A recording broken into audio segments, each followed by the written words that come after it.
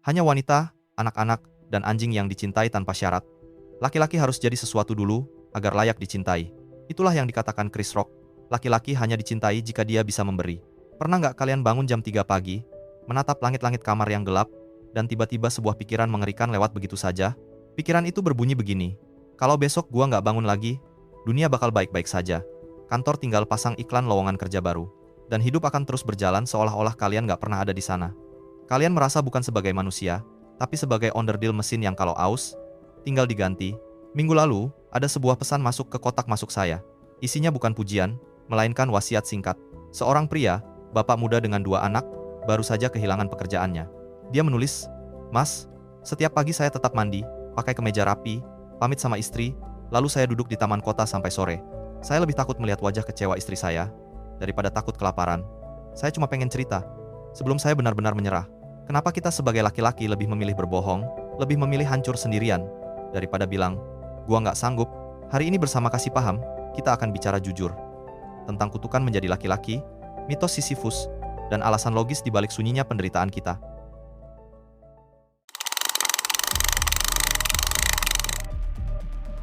Masalah terbesar menjadi laki-laki di abad ini adalah kita jarang dianggap sebagai manusia.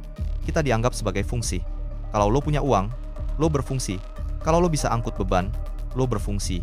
Kalau lo bisa kasih nafkah, lo berfungsi. Masyarakat mencintai laki-laki secara bersyarat. Lo harus jadi sesuatu dulu supaya layak dapat kasih sayang. Mari kita bicara angka. Data dari World Health Organization, WHO, menunjukkan fenomena bernama gender paradox in suicide. Secara global, laki-laki meninggal karena bunuh diri 3,5 kali lipat lebih sering dibanding perempuan. Di Indonesia, data Pusiknas Polri menunjukkan angka serupa. Lebih dari 75% kasus bunuh diri dilakukan oleh laki-laki. Apakah karena kita lemah? Justru sebaliknya, karena kita dipaksa untuk terlalu kuat. Data dari Bureau of Labor Statistics menunjukkan bahwa sekitar 90% hingga 95% kematian akibat kecelakaan kerja dialami oleh laki-laki. Kita adalah baterai bagi peradaban. Kita dikirim ke tambang terdalam, ke laut paling ganas, ke gedung-gedung tinggi.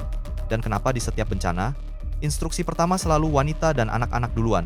Ini yang disebut sebagai male expendability.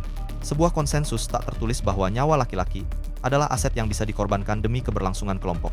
Kita tidak punya kemewahan untuk depresi, karena bagi dunia, depresi laki-laki adalah biaya logistik yang terlalu mahal untuk ditanggung.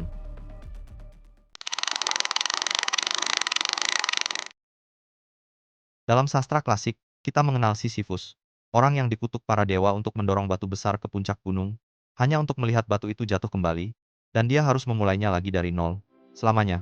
Bagi laki-laki modern, puncak gunung itu adalah meja makan. Lo dorong batu bernama tanggung jawab setiap Senin pagi. Lo berharap pas sampai puncak, saat gajian atau saat target tercapai, lo bisa istirahat. Tapi apa? Batunya jatuh lagi. Cicilan masuk, anak sekolah butuh biaya, piring di meja makan kosong lagi. Dan lo turun lagi ke bawah, ambil batunya, dan dorong lagi dengan muka datar. Meja makan adalah tempat yang paling menyiksa bagi laki-laki yang sedang hancur. Di sana dia berhadapan dengan istri dan anak-anaknya. Di sana dia harus berperan sebagai pilar yang tak boleh retak.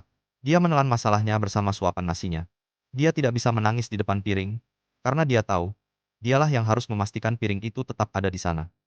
Ada ketakutan yang jarang kita akui. Bukan takut miskin, bukan takut capek, tapi takut tidak dibutuhkan lagi.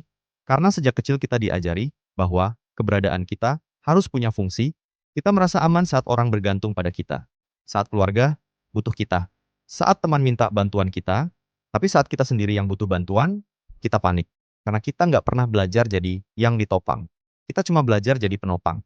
Itulah kenapa banyak laki-laki merasa hampa setelah pensiun. Atau setelah anak-anaknya dewasa, atau setelah kehilangan pekerjaan. Bukan karena uangnya semata, tapi karena perannya hilang.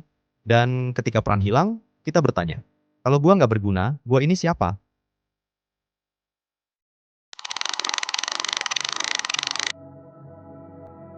Kenapa kita kesulitan bilang gue takut? Karena sejak kecil, kamus emosi kita memang dirampas.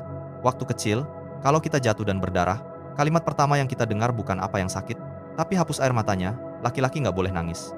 Secara tidak sadar, kita dididik untuk melakukan diskoneksi antara saraf rasa sakit dan pita suara. Dalam psikologi, ada istilah normatif male alexithymia. Ini bukan penyakit, tapi kondisi di mana laki-laki kesulitan mengidentifikasi dan mendeskripsikan emosi. Kita merasakan sesak di dada, kita merasakan panas di kepala, tapi otak kita cuma punya satu label untuk itu semua. Gua cuma capek.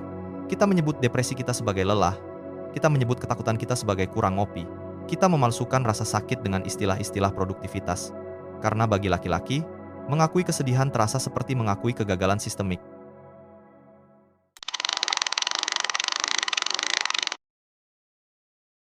Ada hal lain yang membuat beban Sisyphus kita terasa lebih berat. Hilangnya the third place atau ruang ketiga. Dulu, bapak-bapak kita punya mekanisme pertahanan bernama basa-basi. Di pos ronda atau warkop, mereka nggak langsung curhat, tapi di sela-sela denting gelas kopi, ada perasaan gue nggak sendirian. Sekarang, ruang itu hilang. Digantikan oleh algoritma media sosial yang menuntut kita untuk selalu terlihat sukses. Kita melakukan social comparison secara konstan. Kita terisolasi dalam kompetisi yang kita buat sendiri. Batu yang lo dorong terasa lebih berat, karena lo merasa hanya lo satu-satunya orang bodoh yang batunya belum sampai ke puncak. Dan bagi laki-laki, meminta bantuan seringkali terasa seperti menyerahkan kedaulatan. Kita dipaksa menjadi lone wolf di tengah hutan beton. Kita merasa harus punya jawaban atas semua pertanyaan, tanpa pernah boleh meminjam bahu orang lain.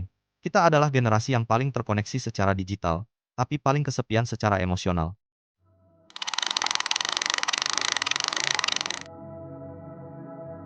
Mungkin alasan kenapa kita nggak punya bahasa untuk rasa sakit, adalah karena kita nggak pernah mendengarnya dari bapak kita. Coba ingat-ingat, kapan terakhir kali lo melihat bokap lo nangis? Kapan terakhir kali dia duduk di depan lo dan bilang, "Nak, papa lagi takut banget hari ini." Hampir nggak pernah kan? Bagi banyak dari kita, bapak adalah sosok yang punggungnya selalu menjauh saat kita butuh jawaban. Kita tumbuh besar melihat diam sebagai standar emas dari kekuatan. Kita mengira bahwa menjadi laki-laki dewasa berarti menjadi dinding beton, tidak bergerak dan tidak retak meski dihantam badai. Kita mewarisi cara menderita yang sama. Kita berpikir kalau kita mulai bicara, kita sedang mengkhianati definisi maskulinitas bapak kita.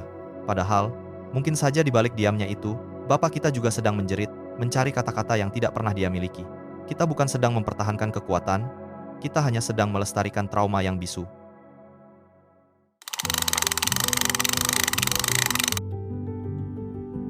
Lalu, apakah kita harus menyerah? Albert Camus punya sebuah jawaban. Dia bilang, "One must imagine Sisyphus happy." Kita harus membayangkan Sisyphus bahagia. Bahagia bukan karena batunya jadi ringan, tapi karena dia sadar bahwa batu itu adalah miliknya. Dia berhenti menjadi budak hukuman, dan mulai menjadi tuan atas perjuangannya sendiri. Pesan saya buat lo yang lagi nonton video ini. Kekuatan lo, bukan pas lo berhasil bawa batu itu ke puncak tanpa mengeluh. Kekuatan lo adalah pas lo berani berhenti sejenak, mengelap keringat dan mengakui, batu ini berat banget, dan gua butuh bantuan. Mengakui kerentanan gak bikin lo jadi kurang laki-laki. Justru itu adalah puncak tertinggi dari maskulinitas. Berhenti jadi pahlawan kesepian. Meja makan lo mungkin gak akan pernah benar-benar selesai dari tagihan, tapi lo gak harus mendorongnya sendirian. Ngomong sama teman lo, ngomong sama pasangan lo, atau kalau lo gak punya siapa-siapa, tulis di kolom komentar di bawah. Biar lo tahu, ada ribuan Sisyphus lain di sini yang juga lagi berjuang bareng lo.